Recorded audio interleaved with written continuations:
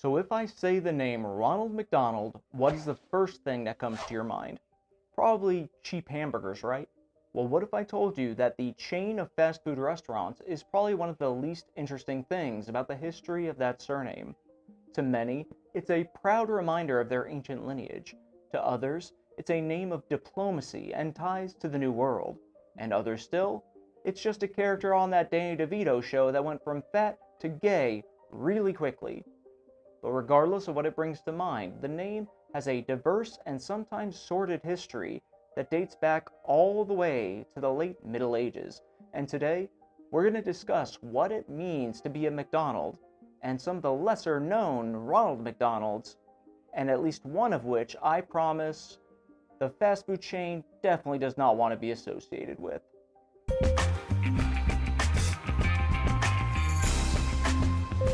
If you read the title of this video or have the closed captions on, you may already be thinking, why is he combining McDonald's with MacDonald's? Aren't they two completely different lineages? Well, not really. And there are a lot of misconceptions about this. So, Mac with an A is a prefix that's used in Scotland and Ireland that comes from Gaelic, and it generally means son of. Basically, it was used as a way of determining someone's direct lineage based on their father's name or job.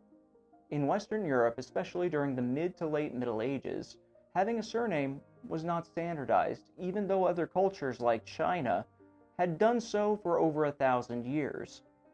Instead of having a family name to trace your lineage, you'd have a first name that was distinct, and your surname was usually something that was about you, like where you were from, your job, or who you were directly related to. And so a surname would commonly change from generation to generation.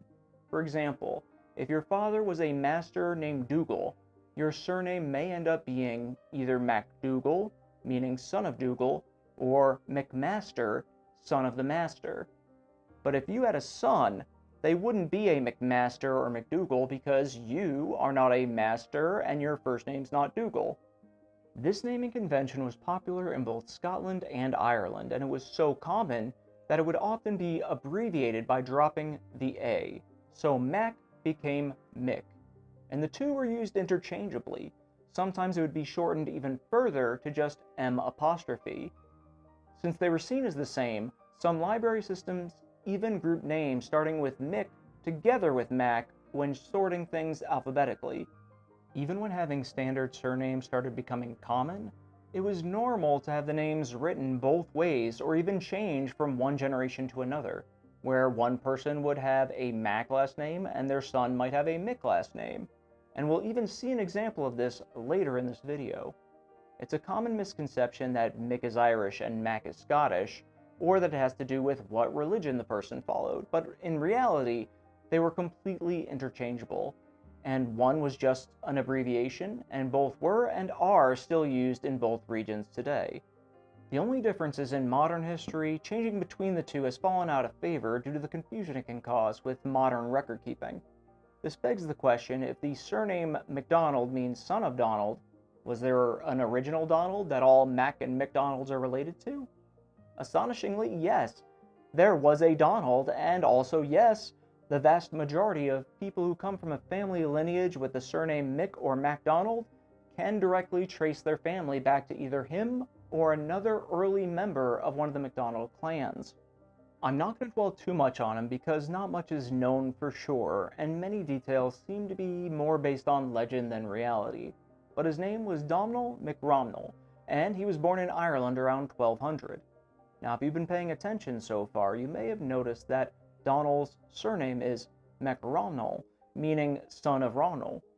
The names are written close to their Gaelic equivalent, but if you anglicize them, the names would be Donald for his first name, and his surname would be equivalent to either Reginald or Ronald. Yes, that's right, the original Donald that all McDonald's come from had an original name basically of Donald McRonald, which is pretty crazy to think about. So why is this Donald so special, and why didn't the surname change with the next generation like it did with him?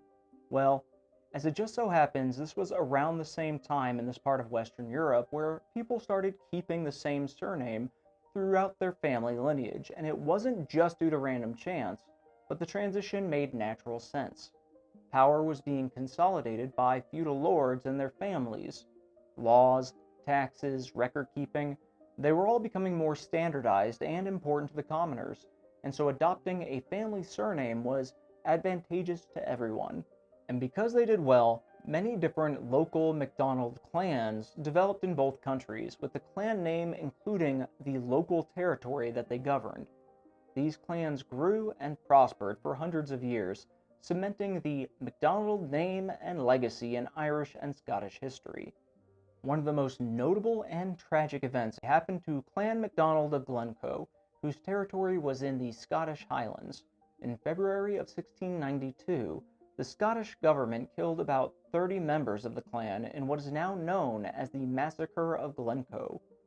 To simplify the whole conflict, the local clans agreed to swear loyalty to the new monarch William and his wife Mary for a payment of £12,000, which is about £2.2 million today.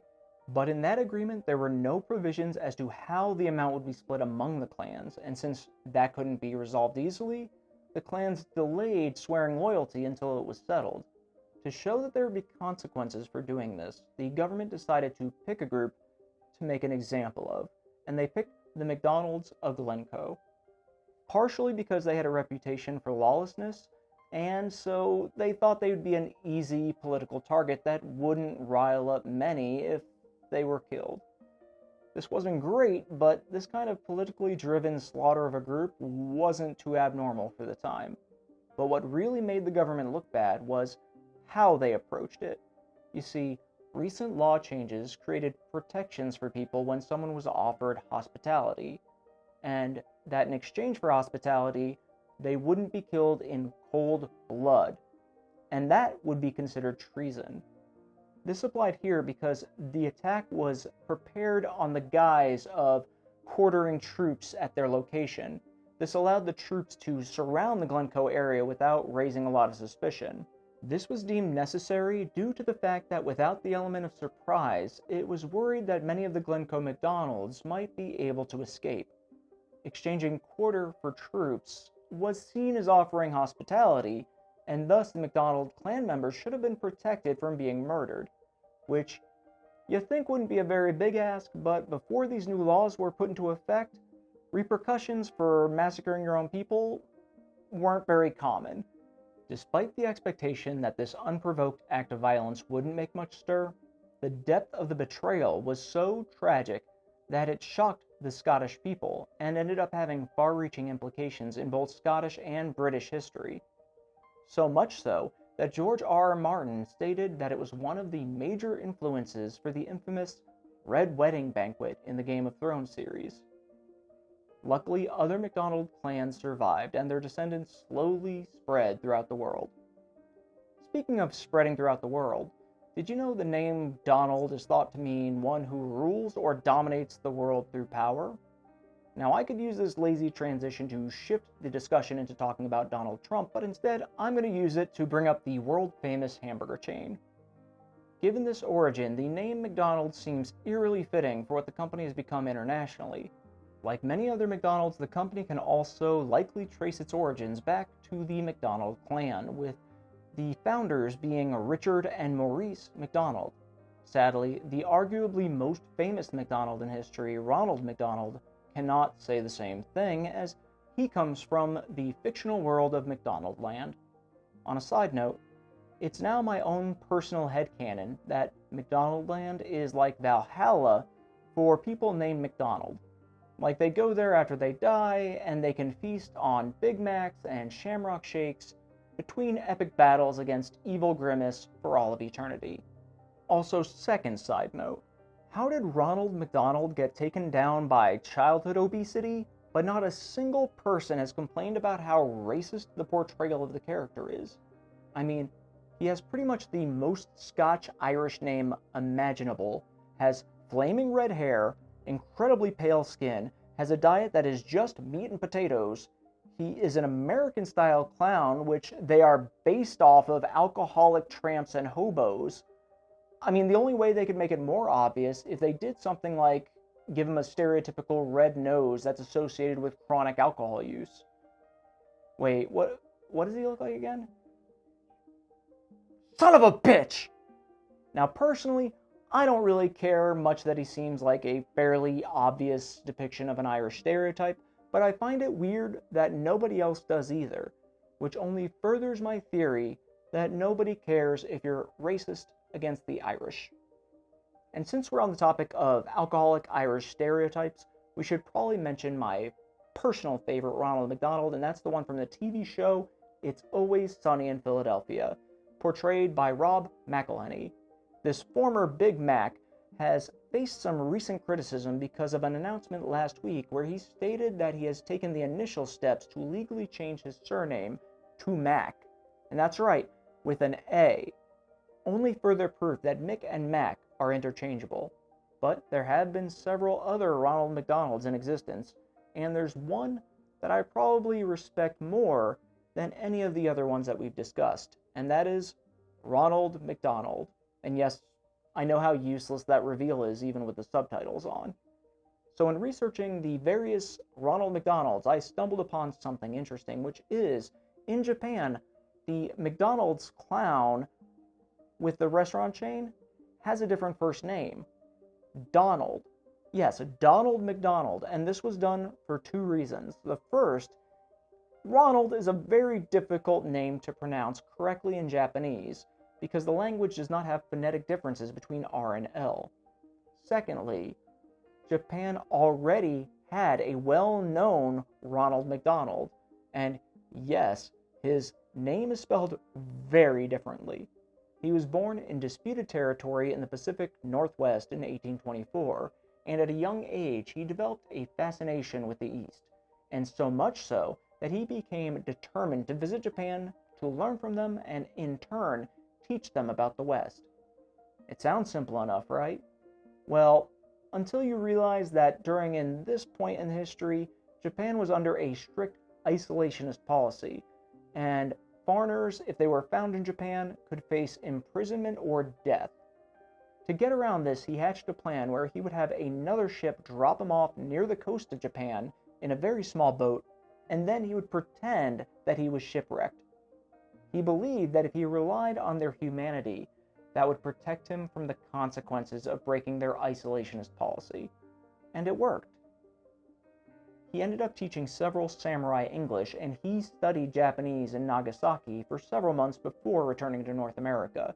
After returning, he wrote to Congress to notify them of all the good qualities that the Japanese people had, and later these students that he taught ended up being instrumental in the legendary negotiations between Japan and Commodore Perry, who I have pictured here.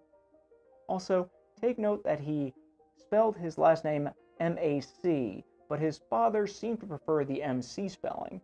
In addition, you can visit his grave that lists his last name as M-A-C, but the cemetery where he lies in Washington State that is named after him is spelled MC. So yeah, you would think if the distinction between the two was important, that they probably would have double-checked when they named the cemetery after him.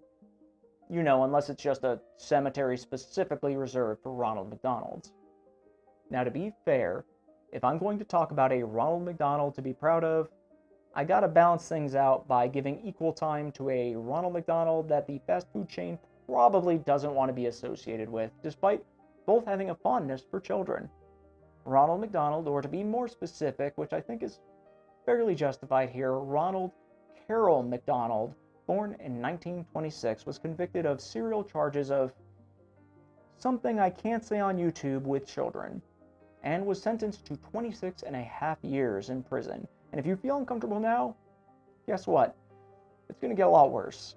You see, he would lure the children through the access he got from volunteering as a babysitter for his church and from playing Santa Claus, both at a local shopping center and during the holidays, and on a volunteer basis 6 days a week year-round in hospitals around the Seattle area for over 25 years.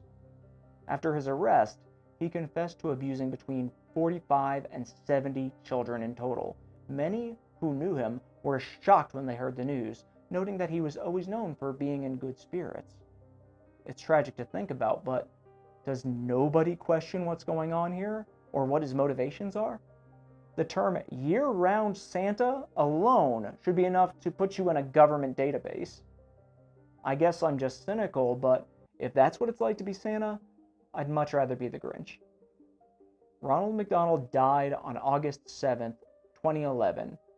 Strangely enough, in the state of Washington, just like Ronald McDonald did over 117 years earlier.